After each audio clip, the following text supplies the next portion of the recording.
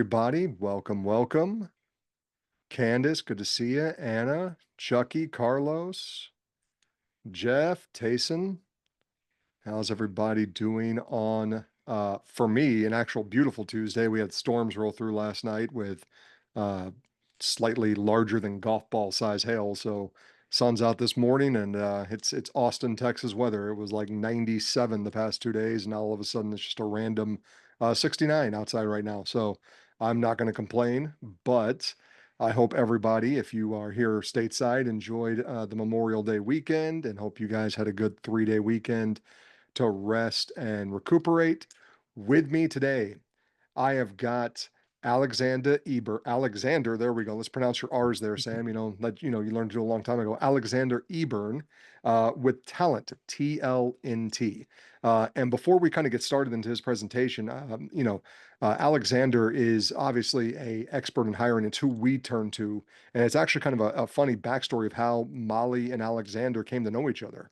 Um, there is a brand that Molly loves that she did a podcast on, I guess back in, I don't know now, January, maybe February, um, called Flow Stress.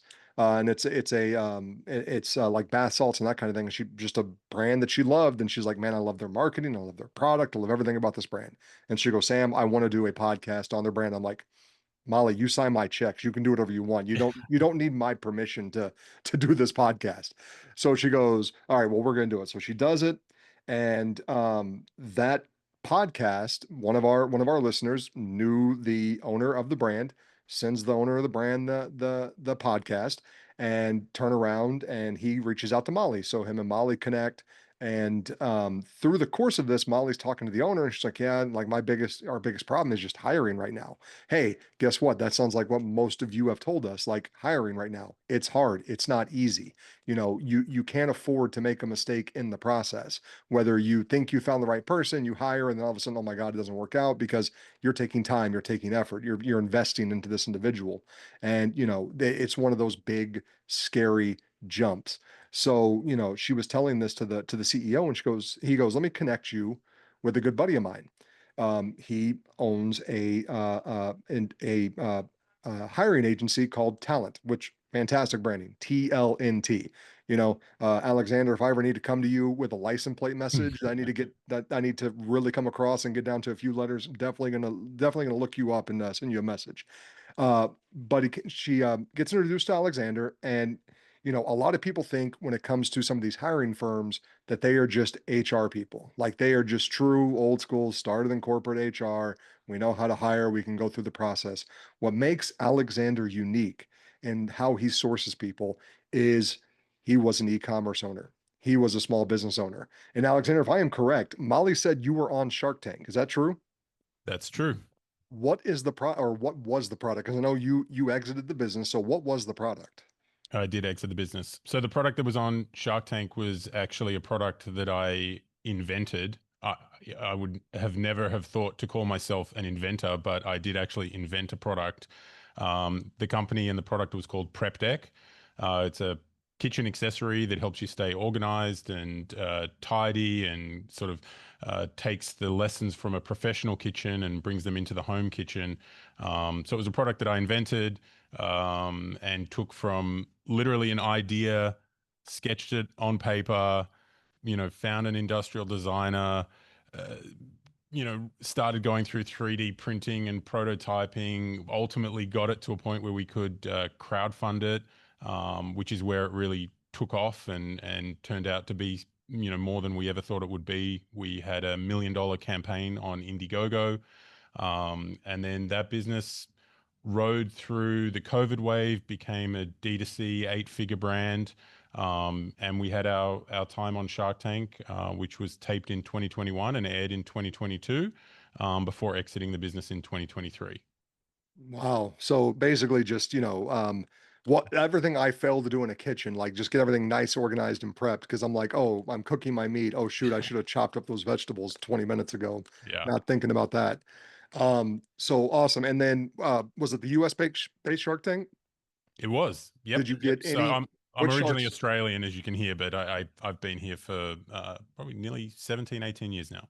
it blew my mind 2.5 years ago when I discovered that it's not just the you like because people are like, oh, we were on Shark Tank, and then you go look them up as like Shark Tank Europe, and I'm like, I didn't even know that was Yeah, a yeah, thing. yeah, So, all yeah. right, so did any sharks invest in your brand? We had two offers. We had an offer from Laurie. It was, a little bit of a lowball offer. She told us she was going to make a lowball offer, but she wants to have a big piece of a business. So we were like, oh, that's not going to work. That's too low. And then Kevin and I negotiated quite intensely for actually an extended period of time. I mean, it gets clipped down in the episode, but he made an offer that was one of Kevin's types of offers, right? It was debt and it had conditions attached to it, and given where we were at the business at the time, it wasn't right for us. So, I sort of respectfully thanked him for his offer, but said no thanks, and turned that down because it was just not the right decision for the business. But yeah, an incredible experience. It was great for the brand. It's been great for me as an entrepreneur. I always wanted to have that experience, and still to this day, years later, it's still sort of a cornerstone of part of my founder and entrepreneurial journey. Well, congrats on the offer, obviously, but even more congrats on the exit because I think that's kind of what every entrepreneur kind of looks to eventually do down the Yeah. road. Like they want to grow their company. I mean, I think it was Ezra kind of early on was like the business is my kid, my child. I'm raising it, I'm watching it grow, and then my goal is to eventually get it to 18 and be able to set it off into the world and be Yeah. successful on its own. And so, congratulations on the exit. Thank you. Um, so, Molly came to Alexander. They met as we kind of already talked about. And at the end of the day, we had a hard time hiring designers, hiring people for the agency.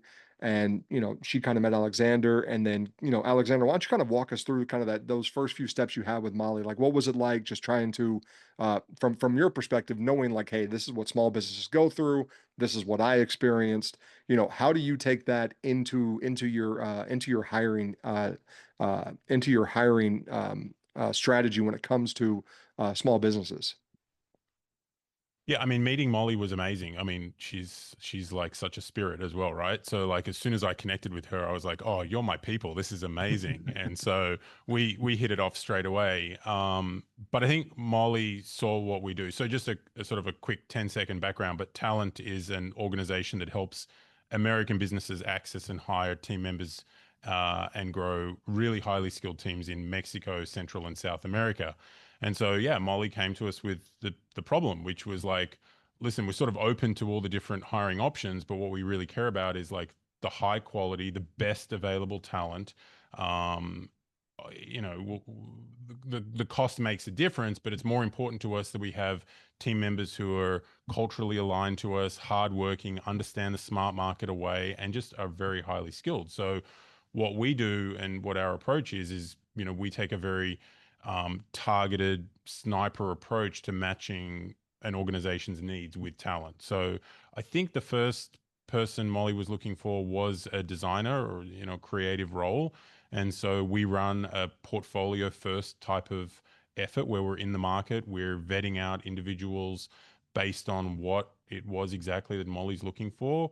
We profile them, we vet them, we sit in the smart marketer shoes and basically say to ourselves, will this person get hired if we present them to Molly?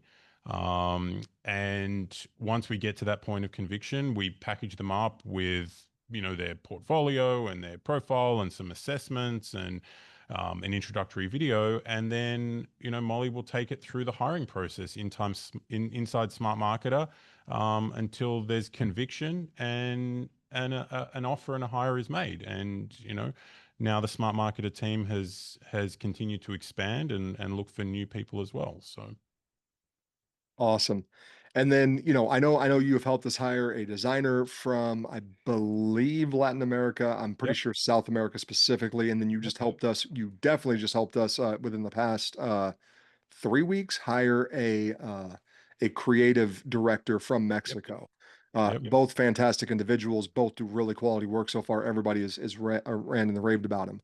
And then we are currently looking for somebody for our creative ads department as well. I know Ben has been working Right. on that process with you, and I asked Ben on Fridays, like, "Hey, what's it been like working with Alexander?" And he's like, "Dude, it's been really smooth, really easy." And I'll also kind of throw out there to Alexander, just because the only reason I started working with him initially was like, "Hey, we're gonna do this presentation for MentorTable. Sam, will you kind of connect with him?" And then, Molly's dad passed away, and he's like, "Hey, but we're in the middle of this, and I don't know who to contact right now because Molly's out of pocket." So, I picked up the ball there, to so to speak, and kind of started connecting him with the right people in the organization to kind of get this going. And he has been a dream to work with. So, um, Thank you. just a heads up for everybody out there. Like I kind of already alluded that hiring is not an easy process. It's a stressful process. I mean, I would probably put it top three decisions you're making for your business. Because like I said, it feels high stakes. It really does. Because if you get it wrong, you're out money, you're out time, you're out investment. And that's one of those things that we all want to try to avoid at the end of the day. Um, so that kind of sums up just kind of the initial prelude I wanted to give everybody to Alexander, how Molly came to him, and the fact that when he approaches this, it's not just from an HR perspective. It's not just, I'm not just a talent scout. I'm not just a headhunter. I'm somebody who has been in that business of the small business owner and truly knows, the pain points that they are going through, how important this decision making process is. And, he takes the time to really get you connected with the right individual. So Alexander's got for you guys today a presentation on specifically, more in depth about hiring practices and kind of what you could kind of look to do. And then we'll kind of run through that. If you've got questions for him during his presentation, we've got a few breaks broken in there to where we can either A, get you unmuted, or B, you can throw it in there and I can feed the question to him in the chat. And then we'll have just a general Q&A at the end. So if you've got questions for Alexander on his entrepreneur journey, if you got questions at the end for just some of the decision making he did in his e-commerce business, what the exit process was like, or even going back to hiring, feel free to ask him those questions. That's why we've got him here today. Very knowledgeable individual, and don't let the accent fool you. He still will charm your socks off. So, all right, Alexander, buddy, what we got? Appreciate you. I'm going to share my screen. And Sam, when I have my screen shared, I can't see the chat. So if you want to just fire off any questions to me, that Yes, would sir. be I got you covered during this. I'll be here the all right. whole time, Thank taking you. notes. Okay, good. All right. Did that come up? Yes, sir. Got you right there. All right, great. Just present this in full screen mode.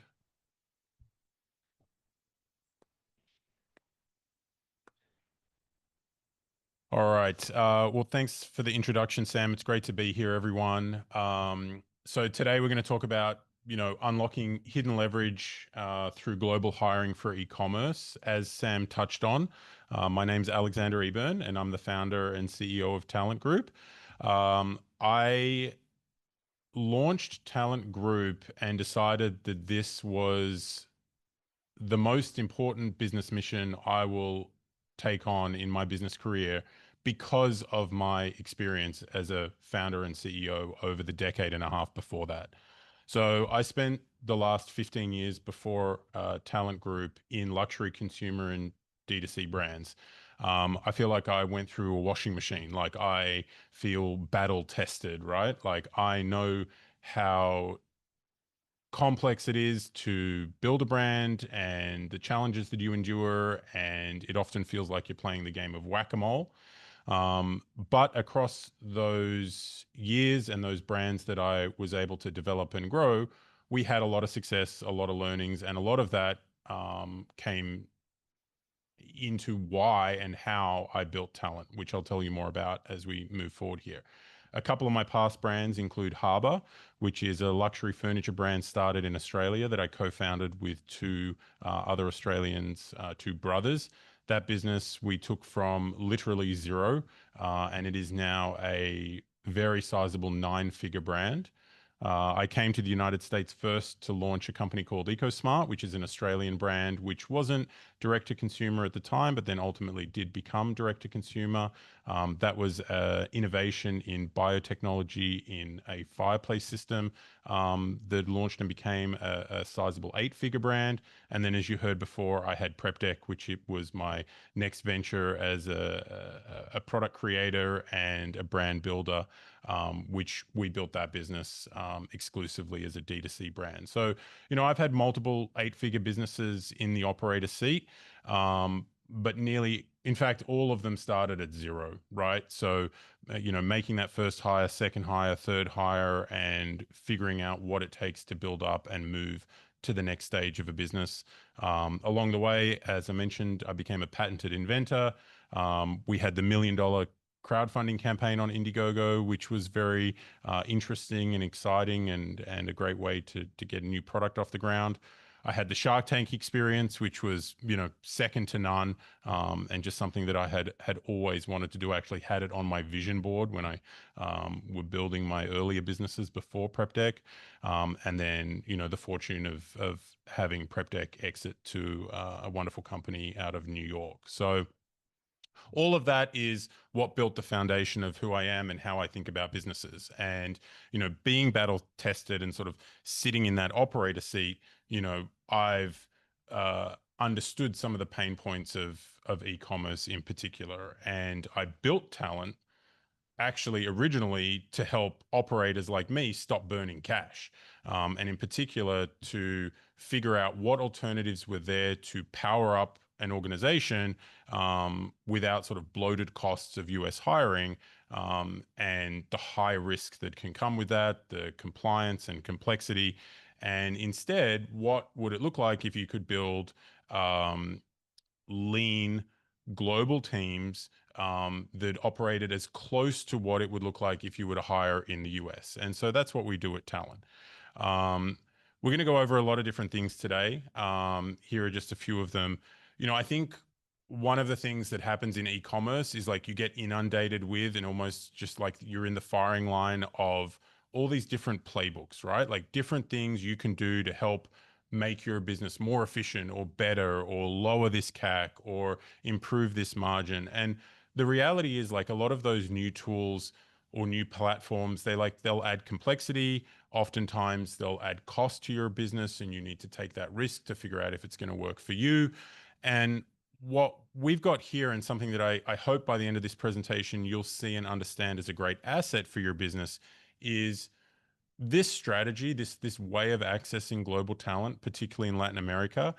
It gives you and your business incredible leverage. It's a way for you to grow your organization for very, very low upfront cost, very low risk, improve your output as an organization, improve your margins in a very low risk manner.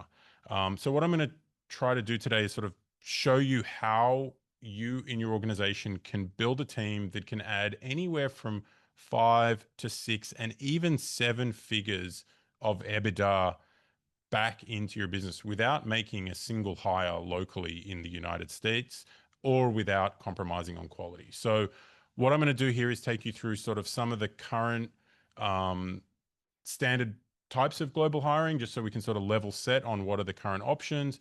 I'll dive into why Latin America is really an incredible leverage point for you. I'm going to bust some myths that you might be thinking about or might have heard about through hiring globally. We'll talk about strategy. I want to give you some actionable items. We'll go through some pros and cons. I've got a handful of e-commerce specific case studies, which I think are really interesting. And then, of course, we'll leave some time for Q&A as well. So with that said, we'll jump straight into it. So there's a lot of options now for hiring globally. These are some of the common terms you might hear across your day-to-day. Outsourcing is one of the most interesting terms, I think, because it's actually it's the most misstated term now. Like it's almost like someone says like, well, I'm going to hire someone overseas. It's like, oh, you're going to outsource. It's actually not correct. So outsourcing is when you take a single project or a single task. It's often time bound, and you Literally, as a business, you're outsourcing it to a vendor. That could be an individual or a company to do that particular task for you.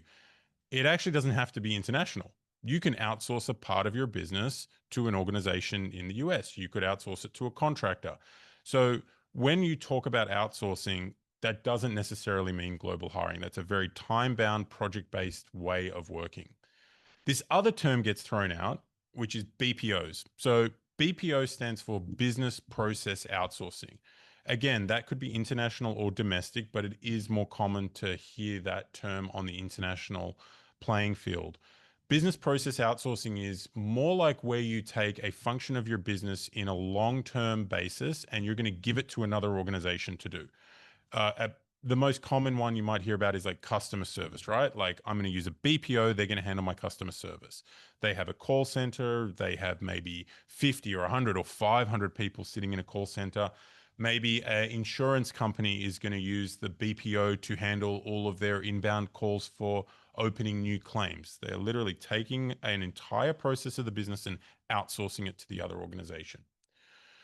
Virtual assistants are a fast growing and popular term that you're going to hear. We'll talk about that a little bit today. What virtual assistants tend to be is more of not always entry level, but closer to entry level type of positions who are literally, as the name describes, virtually assisting you. So that could be as a personal assistant or an executive assistant, or it could be a particular type of assistant for a vertical. Perhaps you've heard of like a social media virtual assistant as an example. What we're more focused on and what I want to show you today is actually how you can access and hire entire teams across senior core contributing roles to your organization, including management and leadership, and not just this virtual assistant bucket, which is just one bucket of the global hiring landscape. Then you might hear about offshore hiring. So, offshore hiring is where you take a role that you might hire in the US and you say, I'm going to take that overseas and I'm going to hire it somewhere else. It doesn't matter where it is, but it is nowhere near the United States. It is literally offshore. Commonly, that's going to be in East Asia. You've probably heard about the Philippines hiring. India, could be South Africa, could be Eastern Europe, but you have taken the role and you've moved it offshore. They still work exclusively for you. There's a few different ways that you can do that, but it is far away offshore. What we're focused on, and where I deeply believe you can gain an amazing competitive advantage for your business, is something called nearshore hiring. So, nearshore, literally, as opposed to offshore far away, means it's close to us, which is essentially just going to be Canada, Central America, and South America. And what we do at Talent is we focus on Latin America. So that's Mexico, Central America, and into South America. And the reason we focus on this area is I call it the LATAM advantage, but it's essentially a way for you to build your team and hire individuals into your organization in the exact same way that you would if you were hiring in the US, equally skilled talent, highly qualified, highly experienced, without any sacrifices. Okay. Your advantages are going to include hiring like for like any role in the US, whether it's an entry level role, a mid level individual contributor role, up to senior level management, on average for 65% less than someone equally skilled in the US. So, what does that mean? Well, it means that you're not hiring cheap.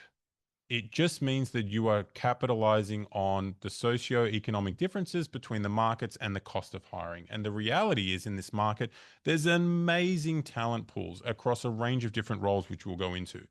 You have complete time zone alignment. So, Mexico, as an example, operates mostly on central or mountain time zone. So, you're hiring someone in essentially the same time zone as you would if you were hiring them in Texas or Chicago or even Arizona. That time zone alignment creates a very streamlined work environment. Mexico and Central America and South America also are now a very remote first work environment. So when we went through COVID and we all went remote, they did too. And so they're actually equipped, they have stable infrastructure, and they have a cultural alignment with the US, not just across the remote first work style, but also across the way in which they work. The talent pool in Latin America is enormous. There's over 600 million people south of the US border. We focus on, and you will be able to focus on exclusively the talent pool that is fluent in English. So they're communicating at or better than my level of English, equally skilled to what you're looking for in your role, equally experienced. And there's something that you want to keep in mind when you're thinking about this, which is the rule of three. And this is where your leverage factor kicks in. The rule of three is that for every hire that you would make in the United States, your equal comparison is that you could hire three individuals of equal skill in Mexico or Central America. So you're either going to make one hire and pay two-thirds less and put that back, reinvest that value back into your business or increase your EBITDA, or you're able to hire three individuals who can now add horsepower to your business for the same cost that you might if you were to hire one in the United States. Um, so it's an incredible talent pool. But how do you access that talent pool, or what are some of the concerns or considerations you might have in working with, you know, remote Latin talent? So let's debunk some of the perceptions. So global talent must mean lower quality.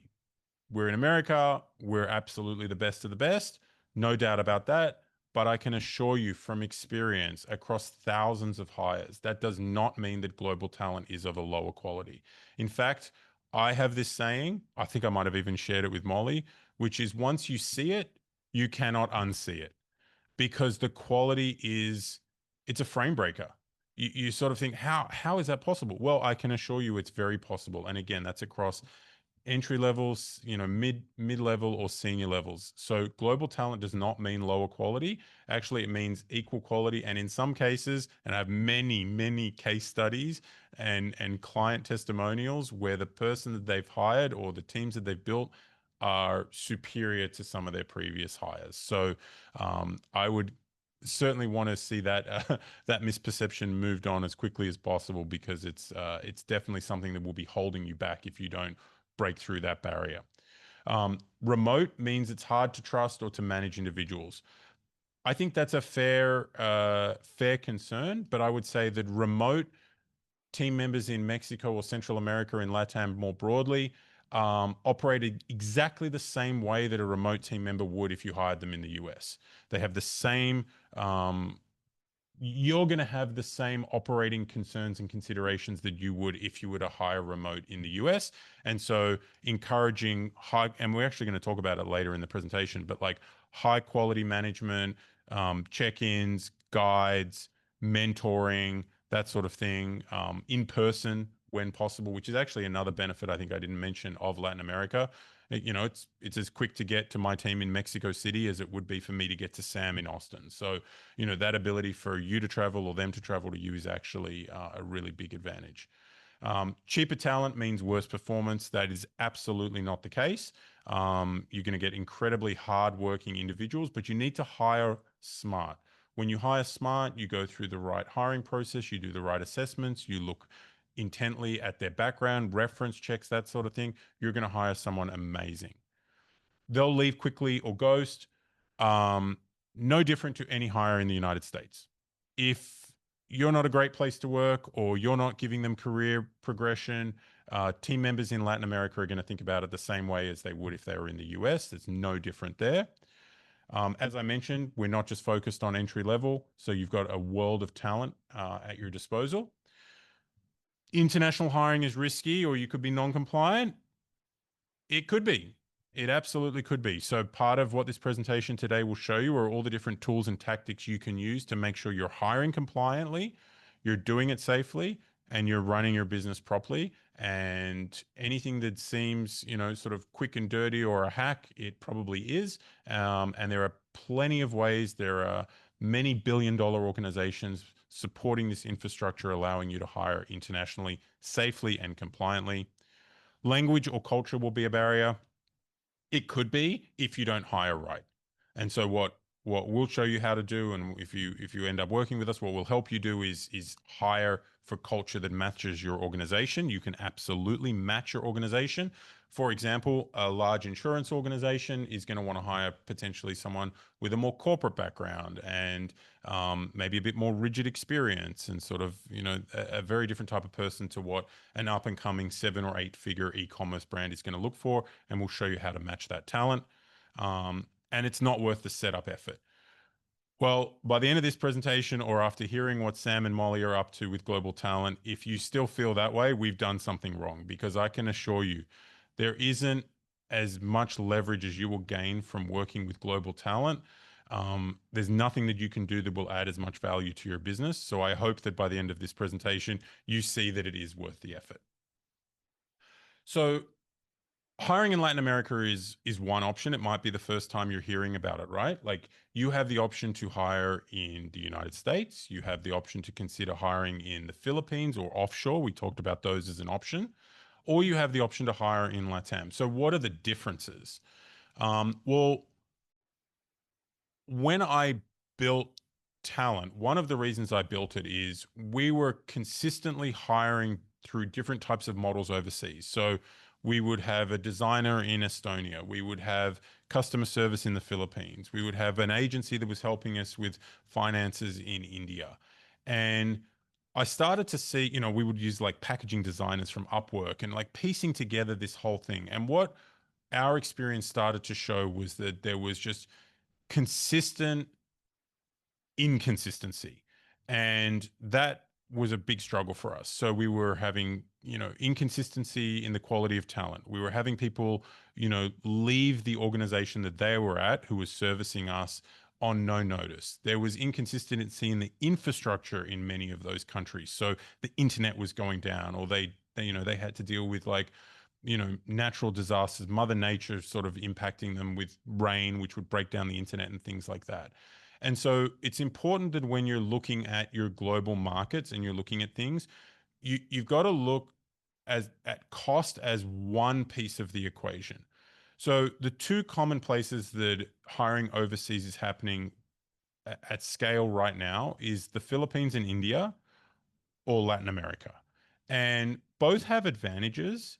Um, I'm a huge advocate for Latin America, so much so that our organization, despite all of the business benefits of potentially expanding into the Philippines or India or other markets, don't touch it. We just believe fundamentally that the best people in the world at any level of an organization are not working at 2 a.m.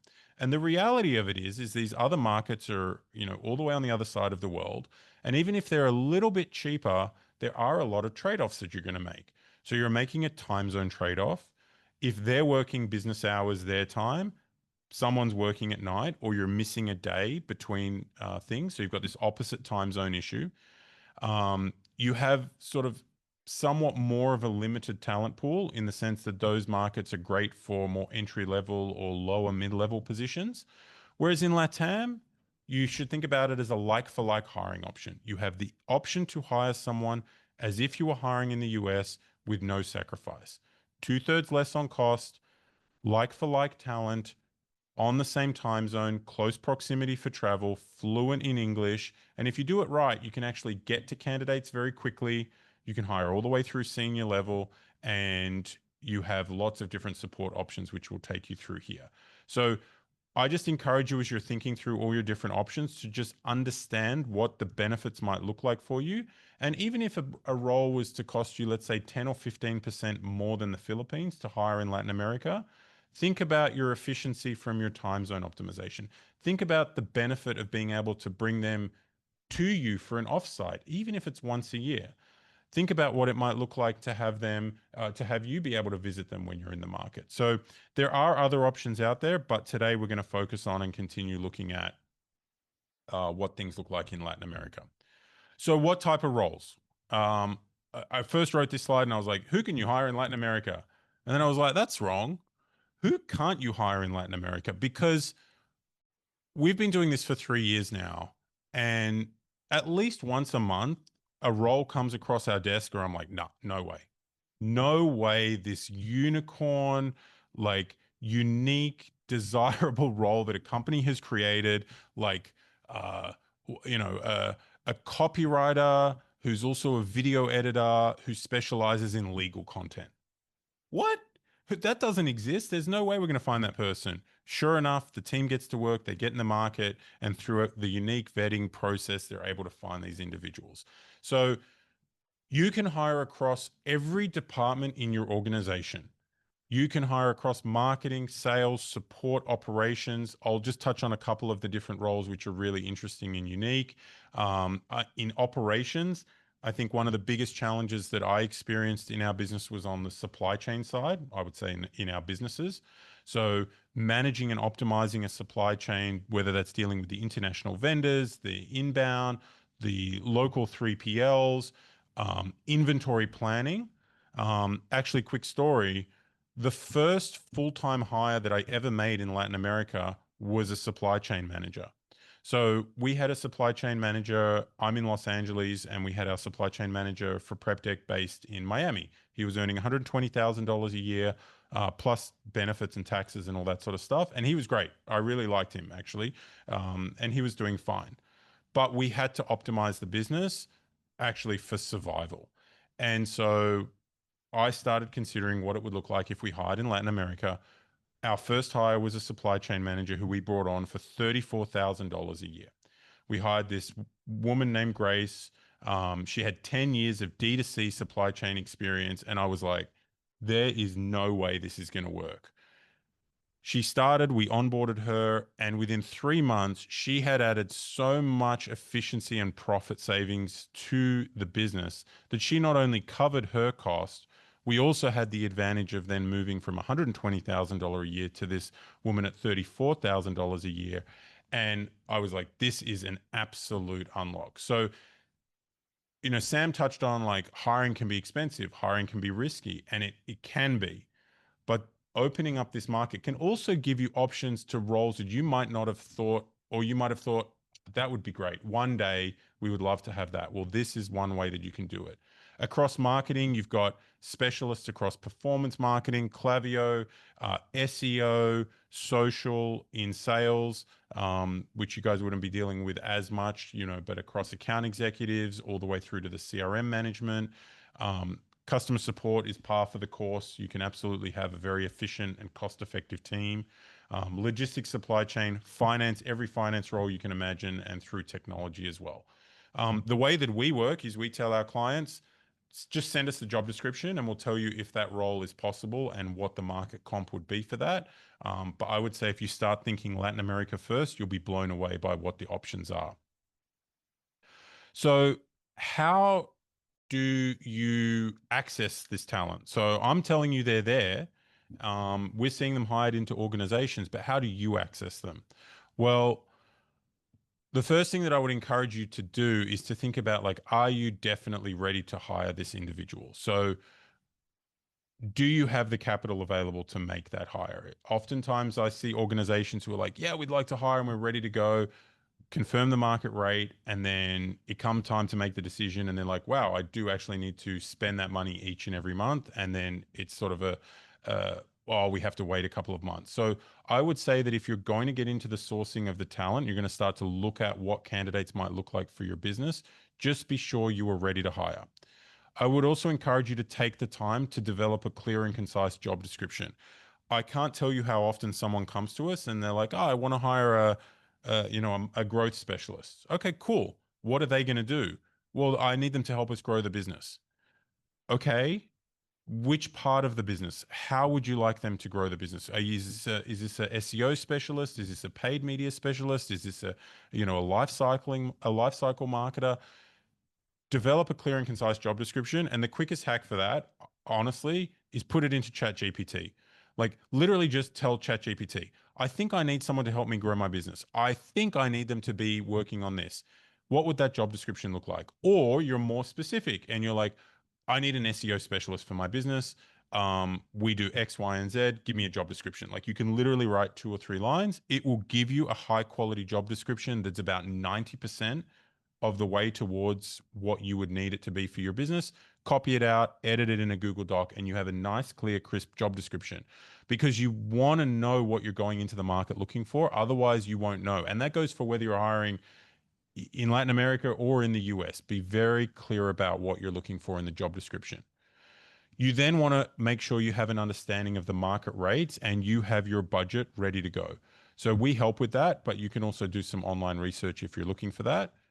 If you're going to make hires in Latin America, you want to understand and predetermine what is your method of hire. Are you going to use an employer of record partner? Are you going to engage them as an international contractor? Are you going to use a staffing partner? Make that decision. And in a moment here, I will break down for you what are those different options, who are some of the vendors, so that you can think about it and make a decision as to what works best for your business. And there is no right or wrong answer, but you need to make the decision before you start sourcing talent because when you're either your hiring partner or yourself is in the market talking to candidates, they are going to want to know, how am I going to get paid? What benefits am I getting? What is the relationship that I'm going to have with you in this international organization? Because the reality is they are making a decision as much as you're making a decision. So you need to be prepared and have all your ducks lined up so that you can speak confidently to them. And if it's not a fit for them, that's fine. You'll move on to the next candidate. I encourage you to have an interview and a hiring plan. This is not a 40-page document. This is just very simply who is going to take the first interview? Who is going to take the second interview? Are we going to have them do an assessment? What is it going to take for me to make a decision on an individual if I think that they're good? Do I need to have an advisor interview them? Do I want to have someone else in my organization interview them?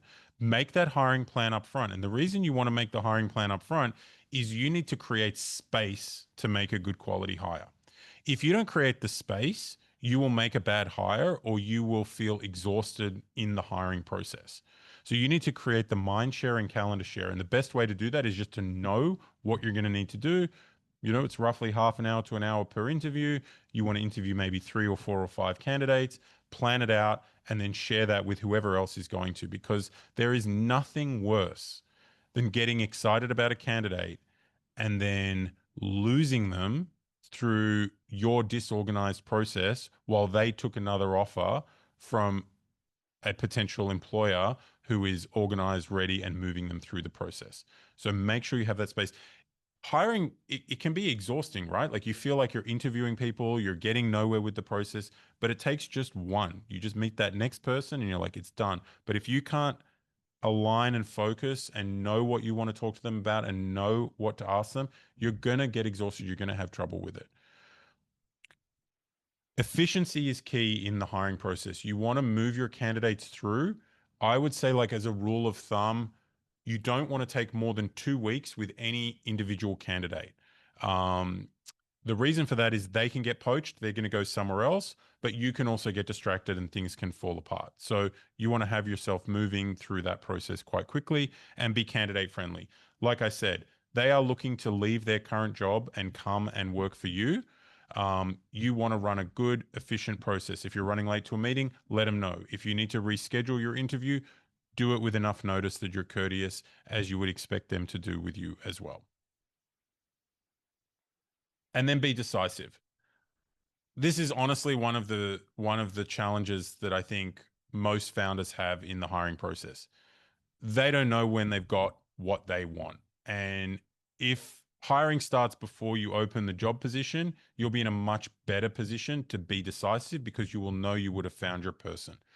But I would also just encourage you to know that while there is a time investment and there is of course some cost investment when you make your first hire or you make a hire,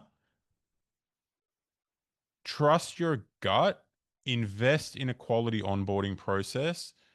And I would urge you to say that, like, if you have made the decision that you need to hire, even if you get sort of a little bit cold feet at the end, you probably do still need that individual. And to just be confident, be decisive, make the decision. Either they are the person for you and you're going to bring them into your organization, or they're not, and you move on. Just make the decision and keep moving forward. So now that we've got a plan Hey, on, Alexander, real quick. So I got a yeah, go question ahead. for you. We had somebody ask, How do you know when it's the right time to hire? So in your experience, because that was kind of your very first bullet point in that last slide, make sure you're ready to know to hire. What are a few indicators that you think? I mean, I know, we've all got our ideas and maybe some misconceptions we have of those, but like for you, what's kind of that key way of knowing like, hey, it's time to start looking to hire this role? That's a very good question. And I think each business and each situation is going to be different. From my perspective, I believe very much in fire fast and hire slow. Okay. And so the number of times that I can think about when I've kept someone on too long and you already know it's time. It's just like fire fast so that you can get back to business, right? But hire slow, that's not only am I hiring slow in the hiring process because I'm looking for the right person, and as frustrating as it can be sometimes, that means saying no to more people than you would like. It's also about hiring slow in the sense that, like, as an operator, you can get really frustrated and be like, I just need to hire someone to do X. And I sort of believe that you should just ask your question, do I need to hire someone or do I just need to get that one particular project done? And do I need to make space for either me to do the project or a contractor to do the project? And I just want to get that one thing done. I don't actually need someone full time in the role and in the organization. Um, I do think that you can also make the mistake of hiring too late. So if you are seeing the business or yourself miss opportunities because you simply don't have enough people in the organization or the right people in the right seat to capitalize on your opportunities, then it's time to hire or it's too late to hire and you've got to get going. You got to catch up some time. Um, so I would say like I tend to focus on not hiring if you don't need to, hiring intelligently when you do, and then brick by brick. It's not all of a sudden I need to hire four people because there's this other way that I think about it, which is like if you think about hiring as a connection to your profit and your EBITDA, you will make hiring decisions very, very differently. Like if you're looking at your business and you're like, well, I need to hire I need a new UI UX designer, or I need to hire a developer, and you start thinking about that, and you're like, even in Latin America, that's 50 or $60,000 a year potentially per person.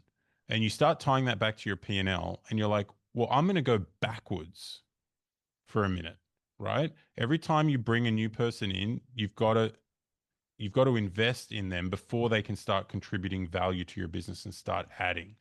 And that means that theoretically, you're adding expenses. And unless you're equally growing profit instantly, not revenue, profit, you're going to go backwards. And are you okay with doing that?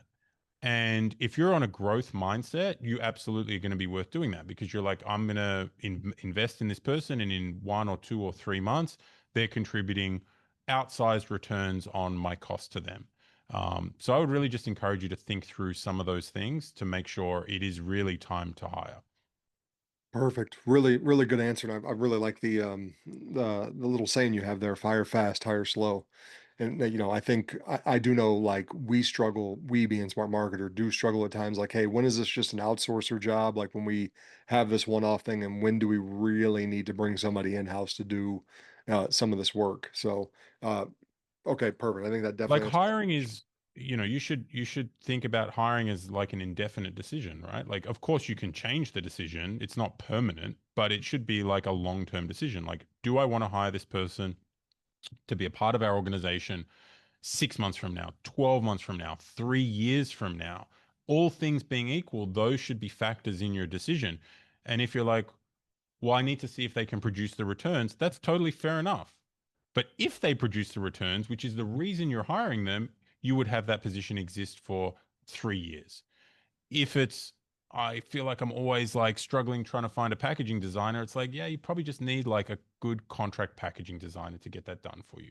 The other thing about hiring that I think is important to think about is like 40 hours a week is 175 hours or 173 hours a month.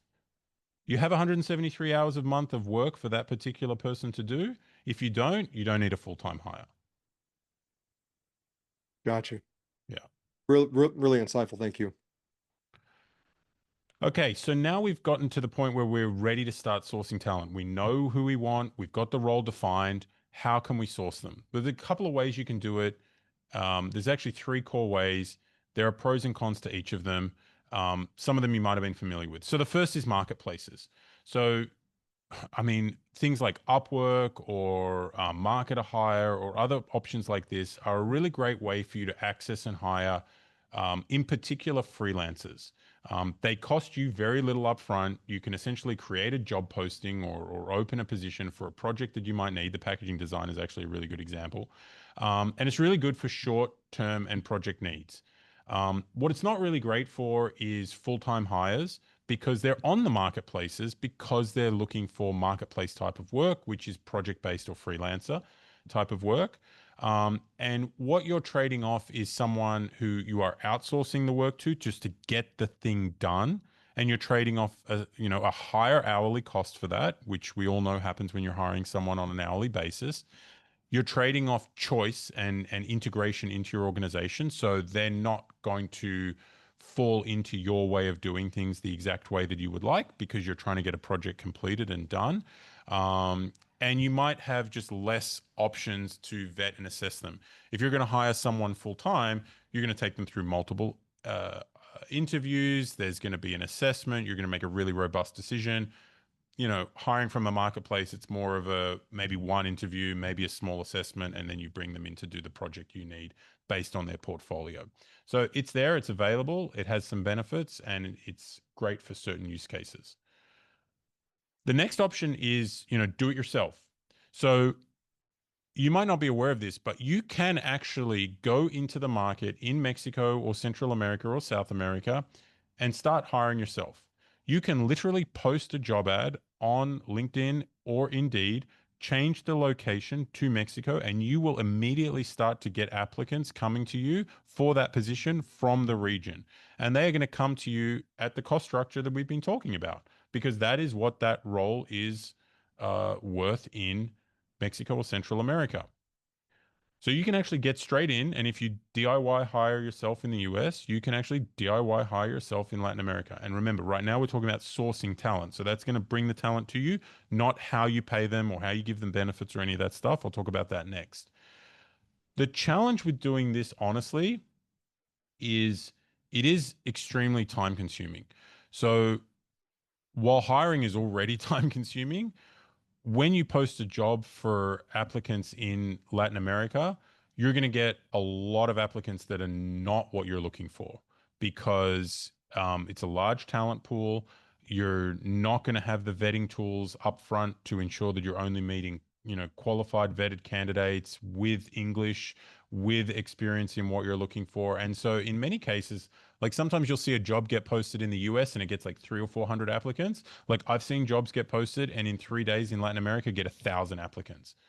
Like if you think it's overwhelming to try to hire, imagine trying to hire when you've got 1,000 applicants to look through. And that's what can happen there. You also miss out on the advantage of headhunting, which is okay. You might have the right person in that applicant pool of a few hundred to 1,000 applicants. Um, but you're not actually going out and looking for the person who's already employed, who's been at the e-commerce brand for the last 3 years and who can come and add value. So it's inbound only. It's sometimes internally we call it post and pray because that's what you're really doing, right? You're posting the job and you're praying you get the right applicant come rather than going out and saying like a sniper, no, I want this exact applicant who's done this X, Y, and Z. Now go and get them from another e-commerce organization. And the DIY path, like you're on your own, right? So you got to piece together all the different pieces of information, market rates, location information, quality control, and then of course the next phase, which is sort of all the payments and compliance. The next option is you can use a recruiting partner.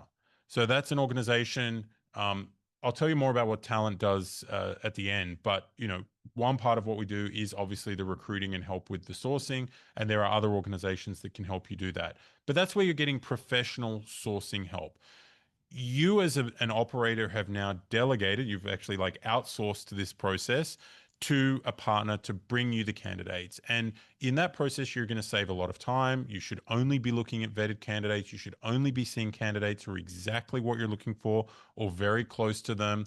The right partner will have the full stack of solutions for you as well. So, you can make sure the individual is going to get paid on time and in full, has the benefits component to it as well. So, this recruiting partner solution, it's different to sort of the traditional recruiters in the US who are charging like very high service fees like 20, 30, 40, $50,000 per hire. There's some amazing options. There is still a cost associated with it. You're using an organization to help you make that hire. But there are some really great trade-offs. I think another sort of con or something to watch out for is your partner selection process, right? If you are with the wrong partner, they can lead you astray. They can be trying to send you candidates that are just sort of the next in line rather than giving you like a curated, headhunted process to truly make sure you're making the right hire. They could also be opaque on costs and salaries, which is something to be like really clear about and transparent about. It's something that's very important to me at Talent, that there's transparency in the salaries and the costs associated with each individual. Like if your recruiting partner or your staffing partner has some costs for their service, so they should. They're adding value to your business. But what can happen in global hiring is everything gets hidden. Actually, back in the day at Prep Deck, one of the things that shocked me, this was before we had built Talent, and actually it's one of the fundamental things that we have at Talent, is we had customer service people who we were paying like $3,000 or $3,500 a month to, and we had like all these quality issues, and they would just leave for no notice, and it was very, very difficult. And one of the days I was talking to one of the individuals, and I'm like, "What? Why are you so frustrated? Like, what is the problem?" And it's like, "Well, I do all of this, and I'm working at 2 a.m. in the morning, and I make $700 a month." And I'm like, "You make what now?" And so this like opaqueness around salaries is something that is often hidden by the organization. And I would just encourage you to just, whether with us, you'll get it automatically. But like, if you're not working with us, you're working with someone else, get to the bottom of what is the salary that the individual person is going to get and what is the cost to use a partner and for the value that they get, and then make a decision off of that, because that is just complete arbitrage, and you don't need to be doing that, and I think it's just fundamentally wrong for the individuals who are a part of that. So these are some of your options. Now we got to talk about like, how do you get them paid? How do you maintain compliance?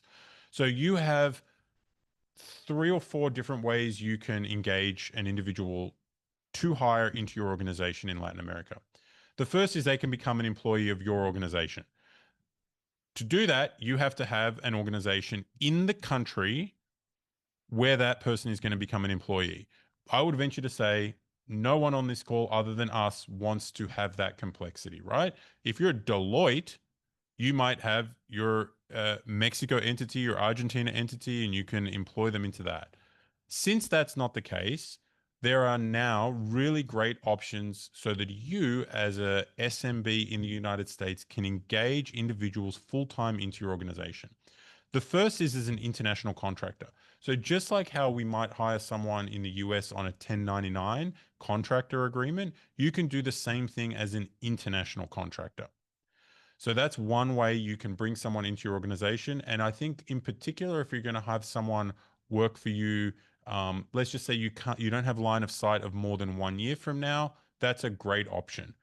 If you have too many international contractors for too long of a period of time, you do have some compliance concerns, but there are partners, whether it's Talent or a platform like Deal or globalization partners, that will help you work through that and maintain compliance. But international contractors are a great setup for, like I said, when you have line of sight a year and a half, you can engage them, and the cost of their monthly engagement cost goes directly to them. Then there are these partners called EORs or CORs. An EOR stands for Employer of Record. A COR stands for Contractor of Record. That's where you can use a partner like Talent, you can use a partner like Deal, you can use a partner like Globalization Partners or Remote, and they have the entities in those markets. They can employ the individual into those entities, and it is conduited directly to you. So you have the individual work for you full time. Often there's a platform, everything's nicely streamlined, just like it would be if you were to pay your US team. Payments are handled in a streamlined way, which makes sure your individuals are paid directly and on time. Contracts are held in all in one place. So you've got a lot of different options to actually get that done. Then you can use a staffing and full service organization. This is really where Talent thrives. We either get used as a recruiting and headhunting partner, and the organization, our client, will either hire them as an international contractor or through an EOR partner. Or we can be a full stack solution, meaning we'll handle the recruiting and headhunting. We then engage and employ the individual either as an employee or a contractor into our organization. And you are then engaging us on a once a month basis to ensure that that individual is paid. Everything's included. The individual gets health and wellness benefits, equipment is handled, and all of that sort of thing. So if you're starting out and it's your first hire, you probably want to consider working with an organization on a staffing or full service solution because it's easier. And then ultimately, you could move them to one of the other solutions and make some cost decisions based on that. Payments are very important, obviously. If you're using an EOR or COR, they're going to maintain and manage those payments. If you're engaging as an international contractor yourself, you want to make sure your team members are paid on time and in full. Nothing will cause an individual to not feel like they're safe and secure in their job than not getting paid on time. So you can do that through an international wire transfer. You can use an international wire or payments platform like Wise. You can even use PayPal. There's lots of different options. We recommend making sure your individuals are paid twice a month. That is the common payment methodology in Latin America. If you're going to pay them directly, if you're working with us, we invoice you just once a month and then handle payment distributions twice a month. You can also use those platforms I mentioned, like Globalization Partners or Deal, as a payments portal, just like you would if you were to use Gusto or something like that in the US. Health benefits and perks are important. I would say they're a plus, but they are not a requirement if you're going to engage an individual. But what you want to do is you want to make sure your compensation to them considers the fact they are then going to pay their own health and benefits. If you work with a full service partner like Talent, we handle full health, wellness benefits for individuals. We have a really wonderful package which includes full health insurance coverage, access to ongoing English development and language courses, mental health wellness programs, fitness stipends, Wi-Fi stipends, and things like that all get bundled together. But you can, if you're doing it directly yourself, just make sure those are covered through cash consideration. Currency consideration comes up. So should you be worried about currency fluctuations? The answer is no, but maybe. So the reason why the answer is no is all of your engagements, whether it's through a company like Talent or directly working with a potential team member in Mexico directly, will be negotiated in US dollars. So theoretically, you never have to worry about it because the engagement is just set. Let's just say it's 2,750 US dollars a month. What you need to know though is that on the backside, that team member is subject to the currency fluctuation. So within a band, it's not going to become an issue or a consideration. But if there are large swings in the currency, you might be in a situation where all of a sudden you can either access Talent in the future for a lower cost for you, which is great. The currency moved in your favor, or your team members might come back and say, hey, I'm effectively earning 15% less than I was when we first agreed on that 2,750 US dollars. Can we figure out how to rebalance that? So that can happen from time to time. I will say that over the last 5 years, there's only been one time where that's potentially needed to be a factor, but I think it's just worth you having the knowledge that it might come up. So a few things for long-term success. I'm going to blast through these because I want to move to the case studies because I think for e-commerce they're really interesting. You are making a full-time hire, whether they're in Latin America or the US, doesn't matter. So you want to make sure you plan ahead, have a strong onboarding plan. Think about the equipment. Are they going to use their own equipment? Are you going to buy them equipment? Shipping equipment into Latin America is not an option. So you want to figure through that out. Again, if you work with an organization like Talent, we handle all of that. You want to immerse this new team member into your organization so they feel part of your company. Like Smart Marketer does an amazing job at this. Like their team members just truly feel like they are Smart Marketer is now in their DNA. If you do that, you will get the commitment and the dedication that you would expect from your team members. Do not skimp on training. Double down, carve out the time every day. That's where I was saying you need the mind share and the calendar share as well. Invest in them. Have a clear and transparent holiday and time off plan.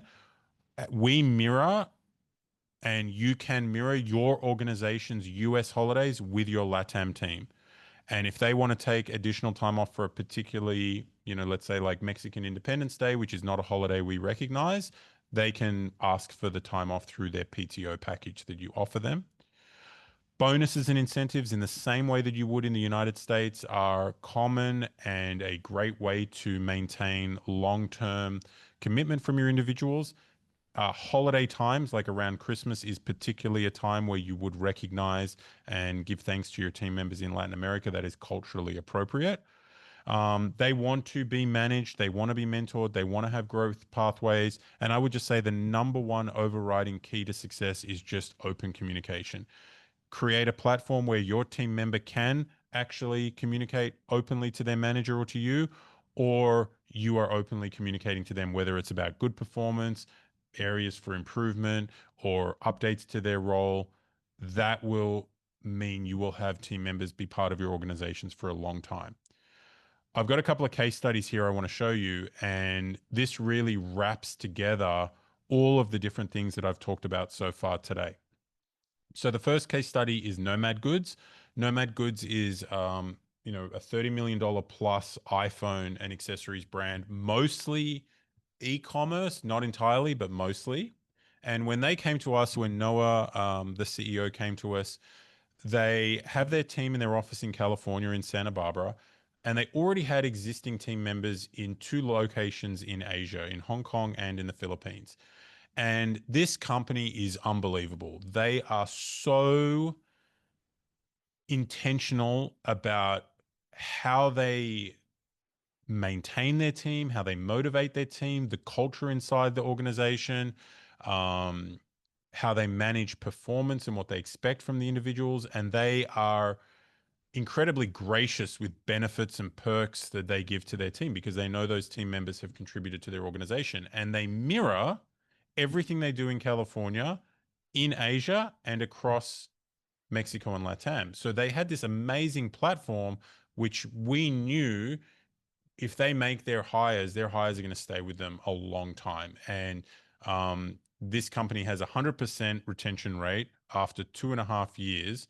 Obviously, they've hired more people in less than that as well, but they've never had anyone leave and they've never had to let anyone go. And what they came to us looking for was essentially roles that we would traditionally hire in the US, but for cost reasons, we need to hire in another market. We considered Asia, it doesn't work. We'd like to consider Mexico and Latam. So we have now helped them build a team in Latin America of 7 hires. And there's a couple of positions that they've hired that I just want to highlight. So the web store manager in particular was a very interesting position because this is an e-commerce brand, right? Like to hire someone to manage your web store remotely in another country, like it feels like that should take a leap of faith, right? But through a very considered and very intentional hiring process, Nomad was able to hire someone amazing. And this person is responsible for pretty much the entire store as you see it if you go to nomadgoods.com.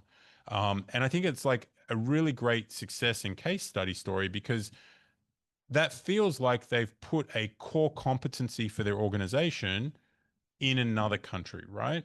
But because they run their team so integrated and they make their team feel part of the organization and they manage correctly and they communicate well, this person has been an amazing contributor to the business for over 2 years now. The other role that I think is important to look at for these guys is they hired an associate account manager. So this person's role is actually to build and scale out their wholesale business. So I would not have thought, if I flash back 5 years, that you would ever find that person anywhere else other than in the United States. And what they have in this person, Montserrat, is someone who is absolutely incredible, is traveling around the world. She's often in the United States, she's often in Canada, she's often in Europe, she's at their trade shows, marketing and building their brand in a wholesale capacity. And so I think that's a great role example of just a type of position you might not traditionally thought to hire overseas, and now you can nearshore. And just to show you a couple of like what the cost structures look like, you can see on the left side the comparable US salary. You can see the actual LATAM cost per, these are per year for the individuals that they've hired. And then you can see what their savings are, including the percentage versus US salaries. So the salary shown in column B there, that is the actual salary that an individual would earn. But you as a business, you incur much more cost than that. You're going to incur the cost for the payroll taxes, benefits, and additional costs that come with having a US salary.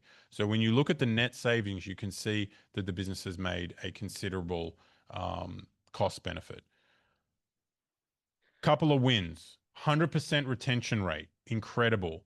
Key hires that are actually growing their revenue, making the business more operationally efficient, and completely aligned with the culture of their organization. Each year, they're putting over $500,000 more of EBIT back into the business, and they have added over $1 million of EBIT to the business since we started working with them. One part of that, coming back to what Sam started asking me about at the beginning of the call, is that the vision for a lot of organizations and brands is to ultimately get to an exit.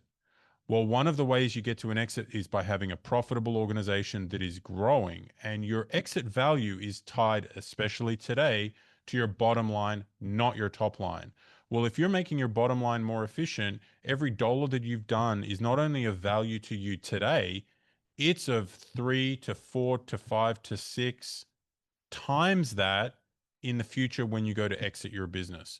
So this organization, as just an example, has added $3 or $4 million to their enterprise value. So consider this as a big leverage tool and factor when you're making the decision and who you're hiring. Some key learnings, I think that the biggest picture there is that these guys are the epitome of hire slow. Like they will go through, they are not afraid to have 3 or 4 or 5 interviews as part of the process and make sure they're making the right hire. And then when they do, they stay. Next case study is on Prep Deck. I've touched on that a little bit. Hey, And I Alexander, actually, sorry, one second before you yeah, go into prep deck. Jeff had a question. Can you use hiring through LATAM part-time with how you're doing this, or is it just mainly you want to focus on the full-time aspect of it? you can. We tend to focus on full time, but part time is definitely an option. It just depends on what the role is. The further away you get from full time, the closer you get to the limitations you get when you have a contract or an outsourced project, right? So, when you looking for someone part time, you have a smaller talent pool. You also have challenges in potentially lining up your work time with their work time. So, do you agree it's going to be 4 hours a day, or is it 2 hours a day, or is it all day Monday, off on Tuesday, all day Wednesday, half day Friday? So those things become a factor.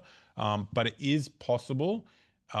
There are situations where we will tell you upfront, like that particular role is not well suited to part time, and other situations where we can. And you're just going to have to know that, the deep commitment and things of a full time team member, they're just a bit different. But it's possible. It's definitely possible.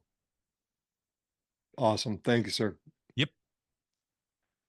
Prep Deck, another great example. Prep Deck's a much smaller D2C brand, right? So we were doing, depending on the year, anywhere between 5 and 10 million. We had a US remote team. We had some team members in the Philippines. We had a very heavy agency stack and retainers that were getting out of control. And we were very contractor dependent. And actually, at one point in time, it was sort of 2021, after the COVID spike had started to calm down, and we're dealing with like insane headwinds from like freight costs were quadrupling. I sort of just had a coming to Jesus moment with the business where I was like, it really feels like everyone is making money out of this company except me. And it was a situation where it was like the freight companies are getting paid, the manufacturers getting paid, Facebook was definitely getting paid, my employees are getting paid, and there's nothing left at the end.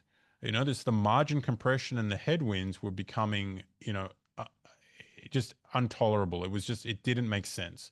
So my shift to LATAM was focused very much on profitability, sorry, while increasing our output. So we really did want to find, are there other ways to do what we've been doing, and can we do it profitably? And I will tell you, I told you the story about the supply chain manager, but I would say I would not have been able to exit PrepDeck had I not made this shift 18 months before the exit. um, it is an absolute game changer. It changed everything about the business.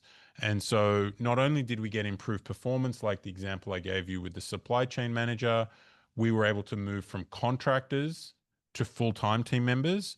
So for very little additional cost, we were going from someone who was maybe working 5 or 10 hours to working 40 hours on the business.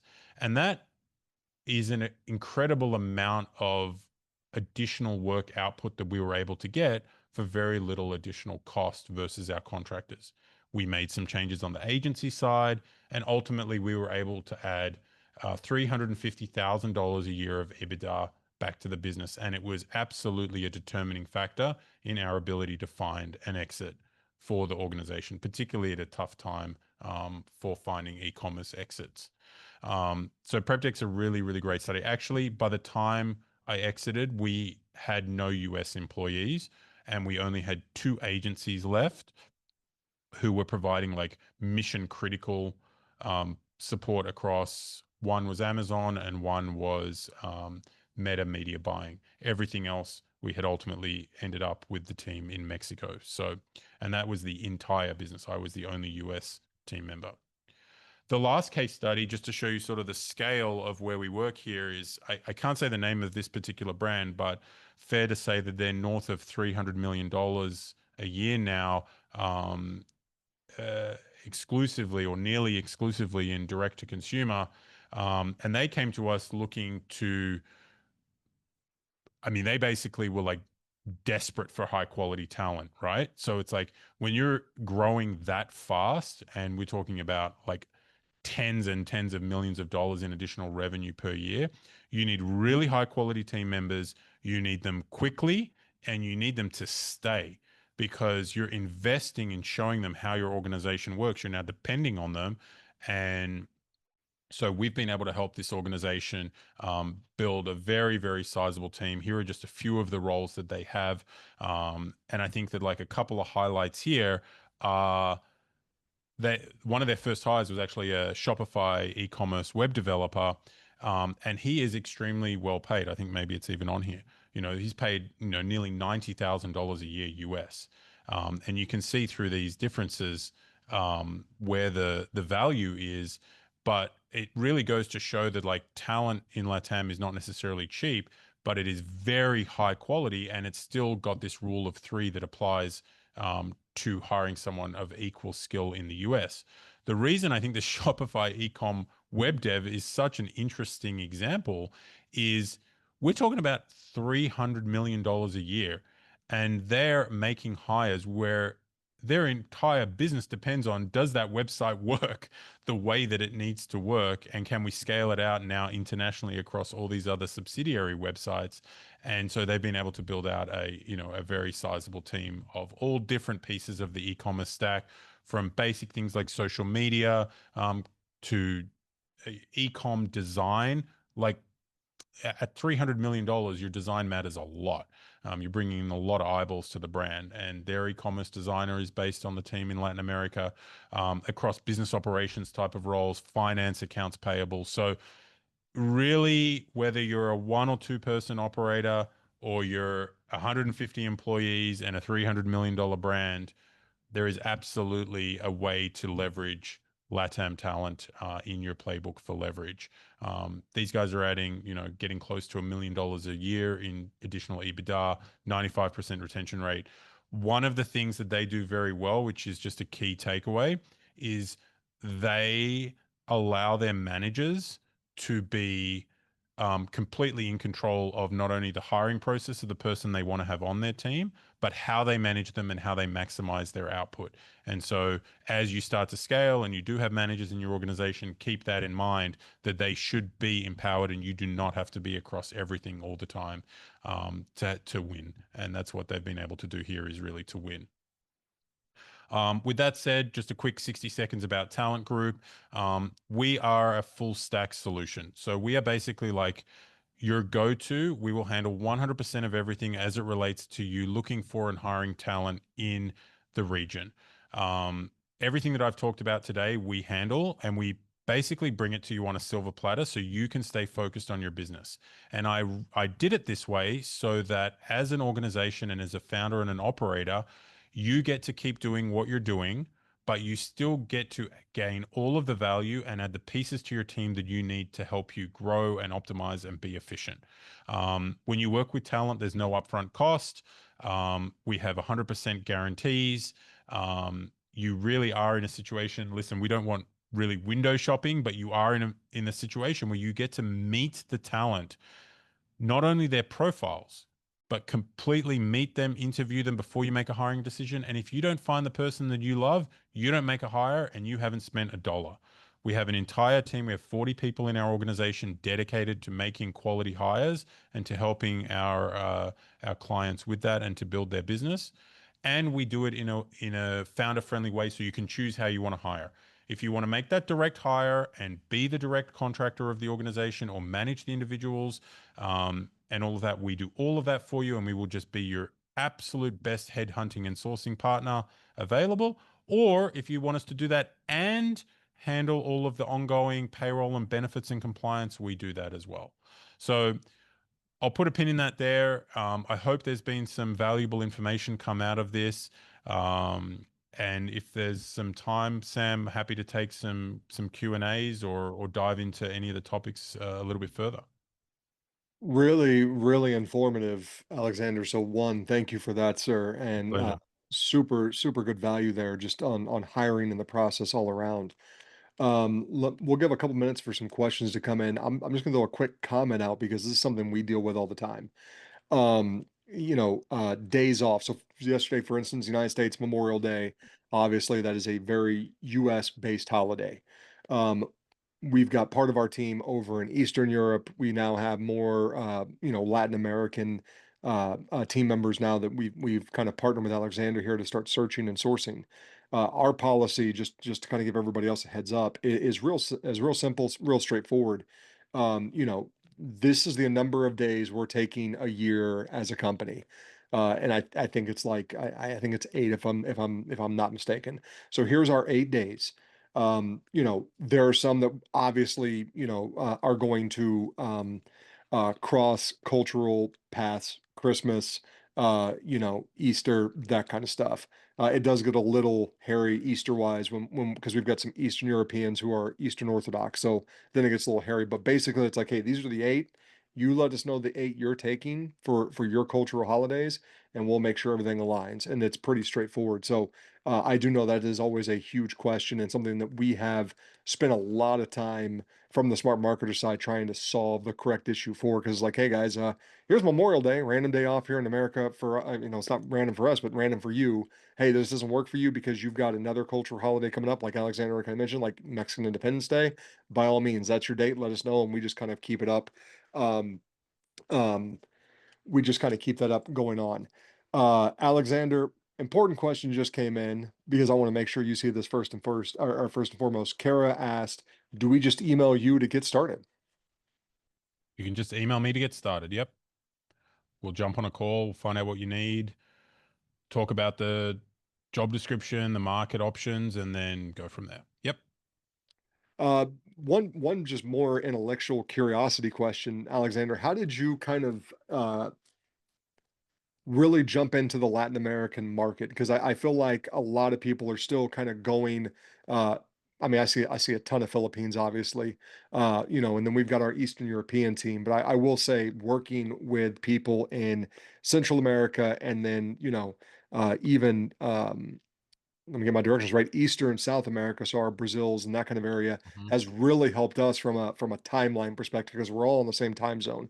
Love our Bulgarians to death. Love our team over there, and I work with a dev team in Pakistan, which is always fun to get on a call with them when it's like 11 o'clock for me at night and it's just 8 a.m. for them. How did you kind of get into that Latman market? I would say that, like, for me, it was very simple. It's like, if I could hire, so in your example, Sam, your Bulgarian team or your Pakistan team or your Filipino team, if you could hire them and they were in the United States, would you?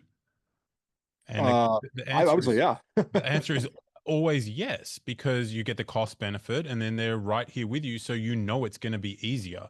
You can see them in person. You can operate on the same time zone. You don't even think about the time zone. It's just they're in America, right? And once I saw these advantages and realized that they were all just the case. Like, you can hire equally skilled in the as someone in the US for about two-thirds less on the same time zone, and you're in close proximity for travel. And I saw, when we made our first hires, it was really gritty and complicated. It was quite messy. We had to scrap our way through the first two or three hires. But once I figured it out, I sort of said, I believe this is an enormous unlock for business operators, and everybody needs to know about this. And I am making this my mission. I am going to build it so that it's as easy to hire someone in Latin America as it would be if you're hiring in the US, which is what we do. In many ways, we make it easier because you get the headhunting benefit and the full service recruiting solution built in with it. And so it was just a very simple thing for me. It was like, if I could hire the exact same person I would want in the US and I get them for, two-thirds less a cost, and I'm not making any sacrifices, I would absolutely do that. And so that's why we stay solely focused in this region. There isn't a position you could think of that you can't hire in Latin America. There just isn't. So the companies that are really succeeding and excelling at this are thinking LATAM first. Like, we have a very, very large accounting organization that uses our service. I mean, in the billions of dollars, and they literally don't open US roles now. They're like, unless it's absolutely critical or it is impossible to hire in Latin America, we are hiring in Latin America, period. Because their organization needs to be efficient. And so, yeah, but that was my experience. Was I literally just like scrapped and, gritted our way through to making it happen. And then it was like, okay, now let's make this super simple for everyone. Gotcha. And then I do have one more question here. When starting out on the hiring process, so you've gone through Chat GBT, you kind of done everything. If somebody is working with you, at what point, let's just say, hey, we realize, like, hey, we started off, we got this, we're in the process, but we realize we need to make adjustments to this. How does that process work? If we're coming through like, hey, we did our research, we know this thing, but I think we thought too much of this and we really need to Yep. be more of this role. So what does That that that look happens like all the with you? time. Yeah. Totally happens all the time.